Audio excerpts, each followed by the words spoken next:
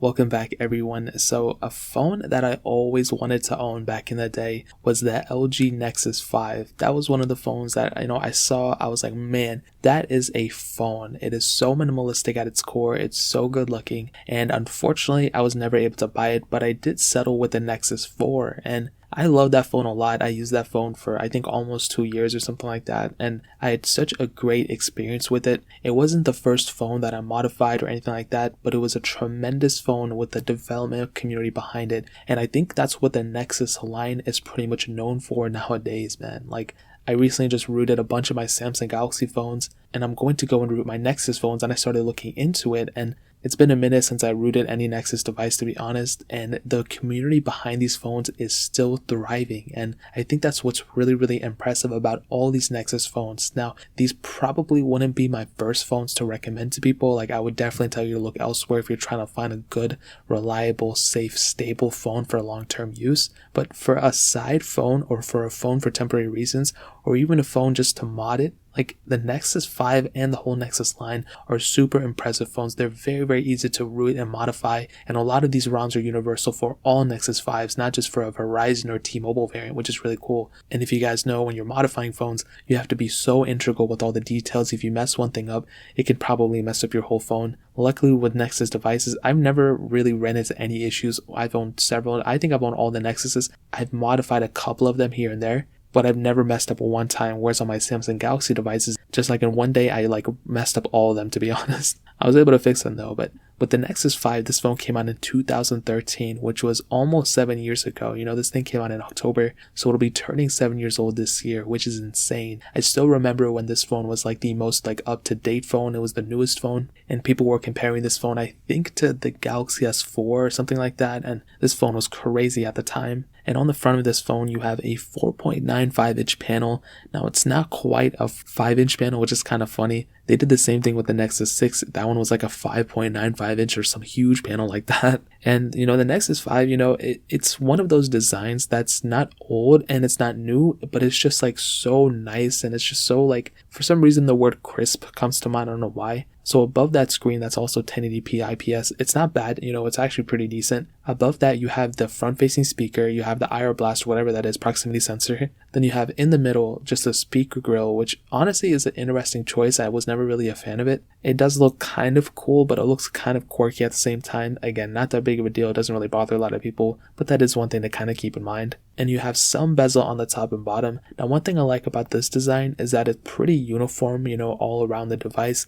It's nothing that's, kind of in your face. The bezels, there's not a bunch of blinking lights and, home buttons and all that. And at this time, that was pretty much the design. You look at phones like the Galaxy S5, you look at phones like all those phones across the market, they all had, different color schemes and all this. This one was just straight at its core, just a minimalistic phone, which is really, really nice. On the bottom, you had a micro USB port. You had a headphone jack in this phone as well. On the back, single camera, which I really like how that single camera looked. It had that little ring around it, which looked really cool. Then you had that Nexus logo on the back, which is really cool as well. You did have wireless charging on this Nexus, which was interesting. I think they took it away with another Nexus down the line, but this one had it, which was really, really nice. And no IP certification or anything like that, but it doesn't really matter. It's a good phone for the most part in how it looks. And like I said, I appreciate what this phone brought at the time. And I think with the addition of this phone, especially now because people are still talking about it sometimes, I think this really made the trend of not only stock Android but a minimalistic phone. I think this really made that whole entire narrative kind of being pushed a little bit more. And now if you guys ask anybody, they're like, oh, stock Android's the best, no small bezels, this and that. I think this phone, probably most LG phones, but this one was the LG phone too, I think it was because of LG that really kind of pushed that narrative of slimmer bezels all around, even from the LG G2 days. I mean, and the Nexus 5 is no exception to that, in my opinion. So that pretty much covers it up on the outside. Now, hitting on the software side of things, this thing was released with Android 4.0 Ice Cream Sandwich. We were able to upgrade it to Android 6.0 Marshmallow, so it did get a couple software versions here and there. It got Android KitKat, which was a pretty big version in my opinion. It also got Android Lollipop, which is a pretty big version. I think going from KitKat to Lollipop was probably the biggest change of any version of software from Android ever. Actually, I take that back. Probably from Android 2.0 to 4.0, that's probably the biggest. But either or, 6.0 to 5.0 to 6.0, not really that crazy of a difference. But here's what I will tell you. The software selection of this thing, if you're willing to modify it and custom ROM it, this phone will pretty much last you for a very long time if you're willing to custom ROM it, just because there are so many ROMs available for this thing. Every single time a Lineage OS ROM comes out, which is one of the most popular custom ROMs out there, and a lot of other custom ROMs are based off that custom ROM, almost every single time I see a Lineage OS device list or phones that are supported with that on the first build, the Nexus 5 is almost always on that list, which is pretty crazy. The Nexus 4, I've seen this several times, I think even the Galaxy Nexus, but the Nexus 5 is almost always on that list in all Nexus devices. So that is, a humongous thing to keep in mind. Yeah, the Nexus 5 isn't perfect, it's obviously outdated on stock software support, but in custom ROMs, this phone could theoretically last you for a very long time if Lineage OS and all these other ROM manufacturers keep developing these ROMs for this phone. So I think that's a very, very strong thing to keep in mind. Again, it's not going to be a deal breaker if, all the ROMs aren't supported anymore, just because there's still a vast majority of ROMs you can choose from. But that is one thing to keep in mind. So in terms of stock software, completely outdated, but in terms of longevity and custom ROMs, there's still a humongous amount of ROMs out there for sure. Now moving on to the performance side of things, this thing has the Qualcomm Snapdragon 800 chipset, a quad-core CPU, an Adreno 330 GPU, and there were two models of this phone, the 16 and 32 gig model, and both models had 2 gigs of RAM. Now what I can tell you about the performance side of things is that, this phone isn't a good performing phone anymore, but it's not really a bad performing phone either. And what I mean by that is, when you keep in mind that this thing is a 2013 phone that really wasn't like a flagship, it was like a kind of like a budget phone at the time, that kind of gives you a different viewpoint on it. You're kind of like, oh, like, okay, I can see that, it's not supposed to be the fastest thing in the world, but it's a pretty good phone for being it. I'll tell you like this, the Galaxy S4 I think came out the same year as this phone, and my Galaxy S4 isn't the fastest thing anymore. It's pretty slow, it's pretty sluggish, but my Nexus 5 still kind of held up pretty well, it still holds up, if you throw things at it, if you throw like a table at it, no, I'm just kidding. If you throw an app at it or whatever, if you open up Snapchat, whatever, it handles things fine for the most part. Yeah, it could probably be a little bit better, but I think for the most part for, a 2013 phone, I don't think it's that bad. And the Pixel phones and Nexus phones, they didn't necessarily have the most amount of processing power every single year they were released. Even now with the Pixel phone, it doesn't make much sense because, because those price tags of those phones are very, very high. So I don't understand why Google doesn't put more focus on making those phones as powerful. But with the Nexus 5, I give it the benefit of the doubt. It's not a slow phone, but I would say it's a good performing phone for a 2013 phone. Obviously, I wouldn't want to use it now, but it's good for the year that it was released, if that makes any sense. So that pretty much covers it up in the performance standpoint. Now hitting on the camera, this thing has a single 8 megapixel camera on the back and a 1.3 megapixel camera on the front. And on that back camera, you have optical image stabilization, which is really interesting. You can shoot 1080p videos on it, which is cool, but other than that, you don't really have too many other capabilities. I guess you have like panorama if you want to do that. That was like a huge feature, like all these people were spreading at the time,